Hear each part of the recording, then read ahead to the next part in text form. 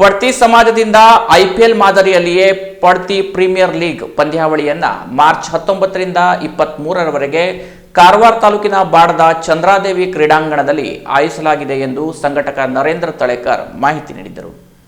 ಕಾರವಾರದಲ್ಲಿ ನಡೆದ ಪತ್ರಿಕಾಗೋಷ್ಠಿಯಲ್ಲಿ ಜೆರ್ಸಿ ಹಾಗೂ ಬ್ಯಾನರ್ ಅನಾವರಣಗೊಳಿಸಿ ಮಾತನಾಡಿದರು. ಪಿಪಿಎಲ್ನಲ್ಲಿ ಪ್ರಥಮ ಬಹುಮಾನ 2 ಲಕ್ಷ, ದ್ವಿತೀಯ ಬಹುಮಾನ 1 ಲಕ್ಷ, ತೃತೀಯ ಬಹುಮಾನ 50,000 ಬಹುಮಾನವಿದೆ.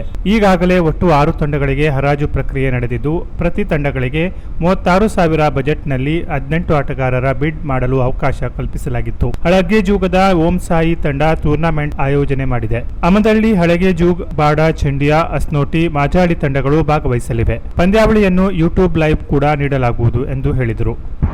ಈ ಒಂದು ಪಂದ್ಯಾವಳಿ ಪ್ರಥಮ ಬಹುಮಾನ 2 ಲಕ್ಷ, ಎರಡನೇ ಬಹುಮಾನ 1 ಲಕ್ಷ, ಮೂರನೇ ಬಹುಮಾನ ಹಾಗೂ ಇನ್ನಿತರೆ ಆಕರ್ಷಕ ಬಹುಮಾನಗಳನ್ನು ನೀಡಲಾಗಿದೆ. ಇದು ಒಂದು ಪಡ್ತಿ ಸಮಾಜದ ಪ್ರತಿಷ್ಠಿತ ಒಂದು ಪಂದ್ಯಾವಳಿ.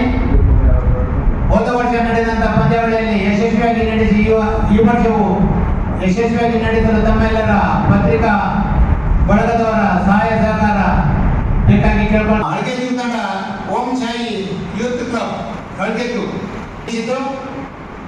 ಈ ಪಂದ್ಯಾವಳಿ ಹಳಗದಲ್ಲಿ ನಡೆಯಬೇಕಾದ ಅಧ್ಯಕ್ಷ ಗಿರೀಶ್ ಕೋಟಾರ್ಕರ್, ಸಂತೋಷ್ ಟಕ್ಕರ್ಕರ್, ಪ್ರಶಾಂತ್ ತಳೇಕರ್, ತುಳಸಿಕಾಂತ್ ಕೋಟಾರ್ಕರ್, ಸತೀಶ್ ತಳೇಕರ್, ಮಂಗೇಶ್ ಗೋವೇಕರ್, ಸೂರಜ್ ತಳೇಕರ್, ನರೇಂದ್ರ ತಳೇಕರ್, ಪ್ರದೀಪ್ ಗೋವೇಕರ್, ನಿತೀಶ್ ಸಾಗರ್ ಕೋಟಾರ್ಕರ್, ಸೂರಜ್ ನಾಯ್ಕ್, ಸಂಜಯ್ ನಾಗೇಕರ್, ರೂಪೇಶ್ ತಳೇಕರ್, ಪಂಕಜ್ ಕೋಟಾರ್ಕರ್ ಪತ್ರಿಕಾಗೋಷ್ಠಿಯಲ್ಲಿ ಇದ್ದರು.